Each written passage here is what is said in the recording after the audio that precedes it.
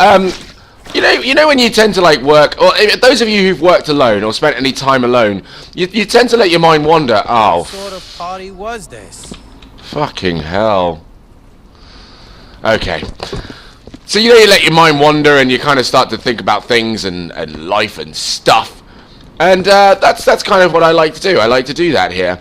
And I think one of the things that's popped up recently, I spent a lot of time thinking about the kind of the state of the world today. I mean, someone asked a really interesting question, which was, are things getting worse on the planet, or are we just becoming more aware of it? I personally think we're just becoming more aware of it, because I don't think that there was a lot getting better, really, in terms of like global problems and war and so on. Oh wow, hello mate. Who's laughing now? Yeah, exactly. Can we just drop you? There we go. Yeah, and Someone must get evil. so all these little like, oh fucking hell, all these different factions started opening up, and it was all kind of, you know, with your feminists and your activists effectively, but you've got different factions of activists all trying to pull towards their own different thing. I actually saw someone post saying feminism is about the equality of everyone, absolutely everyone, and I had to kind of ask myself, like, really? Are you sure about that? Because feminism sounds like it's the equality of genders. It doesn't sound like the equality of, let's say, any economic equality. It doesn't sound like that. It doesn't sound like the equality of, I don't know, like, well, yeah, races. It doesn't sound like the equality of that either. So ultimately, I don't really could say I could agree with that. And the more I think about it, the more I realize that activists, when you have like feminist activists or racial activists and stuff like that, I kind of think, do you know what? It's all a bit silly, really, because equality should be a single activist thing.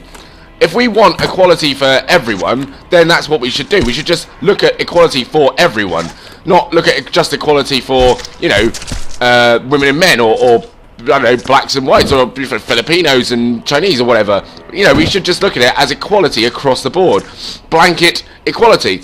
And what does that look like? Well, again, this is another thing that it's easy for people to kind of imagine that it looks like roses and unicorns and kittens and marvelous good times and things like that. It's not. I don't believe it is, and I don't believe it should be, because, well, it's basically too much of an ideal, I'd say. I think it doesn't really work, because humanity doesn't operate like that. We never would. You still have the micro aggressions, if you like, of people disagreeing in the way that they live, or way that people choose to live. People disagreeing in politics. People disagreeing, you know, matters of war, or well, just disagreeing in general. So ultimately, what you'd have to look at is not necessarily the opportunity to make everyone think the same, but perhaps the opportunity to allow everyone to simply respect differences. And then I think once I realised that, that's where I kind of felt like I was onto something. So I was like, actually, hang on a minute. When I look at inequalities and when I look at injustices in regards to, let's say, genders or races, or even in the economy, what seems to just be the common theme is that people aren't able to simply be themselves, live out their lives, and do it the way they want without being judged or without being criticised for it, and then sometimes genuinely punished for it. And that's where it seems to be unfair. That seems to be the injustice that people speak of. And so ultimately, what equality needs to look like is a construct, not where, this thing is far too close to my face, I can't see the bucket, not where people just love everything and go, yeah, you're a woman, I'm a man, that's great, woohoo, let's all party, and, you know, let's have a Woodstock 2015 or 16 or whatever. No, it's simply a matter of going, let's say I like the idea of winter. I love winter. Winter is my time of year. It's glorious with the snow and, excuse me, the cold and the rain. I love it. I love winter. I don't like summer. And a lot of people like summer, understandably. So in those differences, all we have to say is, some people like winter, some people like summer. It's nothing to get angry about. We don't have to go to war about it. We don't have to fight about it, argue about it. We just have to respect that that's the case. Even I have, like, been a guy who's gone, no, why is everyone so happy about summer? It's ridiculous, blah, blah, blah. And I've been just ignorant to the fact that some people like certain things and some people want to live a certain way. And that's it. Same with this story. I have to go back to it again. This story about this poor girl who apparently put her mouth on like 24 guys' dicks. Ultimately, what was the appropriate way to treat that was that if that's what she thought was okay to do, that's what she thought was okay to do. There's no judgment required. There's no criticism required. There was no newspaper article required about it. It was just a case of that's what she was doing at the time. She was simply existing, and she simply wanted to exist without people writing a big story about it and calling her all sorts and being really horrible about it. Ultimately, and I think that is really how people want to live. They just want to live in such a way that they can't be judged. Now, obviously, there are complications in that, where you have people who maybe commit crimes or let's say err on the side of legalities and so on and so forth, and it does turn into a little bit of a grey area, because to me I'm a bit boring and straight-laced when it comes to law. I'm like, well, if it's illegal, it's illegal. I don't and we should honour that. Doesn't mean I think it should be illegal or legal. Let's say drugs, for example, like, just because weed is illegal doesn't mean I think it should be, but it is, and that's the reality that we live in now. If we wanted to change that, then there's certain ways we could go through to change that. But at this point in time, it's illegal, therefore that's it. But I look at people like people who live on benefits and so on, and you want to say that those people shouldn't be judged for the way they live. In a way, they shouldn't. Because I think, well, the system is there. It's there in place for them to live in that manner. If they want to live off benefits, then really it's not... It is kind of in our power, but not in the way that we think. We can sit and judge them all day long and call them lazy or whatever we want, but ultimately that is the way they're living. And it's not really... I don't really put it to them for choosing a perfectly acceptable and legal lifestyle that just so happens to not agree with a lot of people in Britain. For those of you who aren't sure what I'm talking about, basically through our taxes we pay for benefits for people who might not be able to work, who can't work, choose not to work, and they live off the taxpayers' money effectively.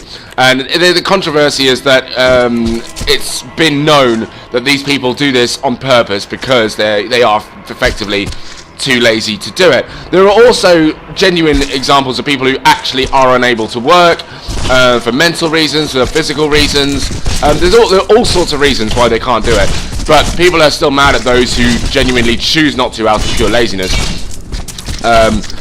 And in a sense of equality, we kind of just have to accept certain things, whether we like it or not. That if someone wants to live that way, then, well, that's it. I don't see much changing in our tax-paying money, or how much we pay in taxes, if they weren't. I'm not going to lie, I really don't see much difference there. So I reckon, honestly, nothing will change in the amount of tax we pay if we stopped paying these people to work, or to live off our money. I really don't see a lot changing. So in that regard, I don't see it's worth really talking about or complaining about, because I think we actually don't realise how thinly spread the tax-paying money is at all. But anyway, sorry, I'm digressing away from the true issue of equality, and ultimately I think it looks like that. I think we have to take a mindset of, if someone wants to do something, then we have to be a little bit more thoughtful in our processes of thinking about things. And I am talking to myself as well. I'm not saying I'm a prime example. I'm just thinking what we need to practice here is understanding that, let's say if we want to get really drunk, for example, and we want to get so drunk because maybe we had a shit day, or we just want to party, and it's our birthday or whatever, and we want to get really drunk. We want to do that without other people looking at us going, oh, how dare they get so drunk? That is so inappropriate. That is just ridiculous. No, we just want to get drunk and not have people judge us. And that's what equality looks like. That's what it should look like. I want to do this, and I want to do this without scrutiny. And that's it. I want to be a black person in America and not feel the eyes constantly prying. I don't want to be choked to death unreasonably in the middle of New York City.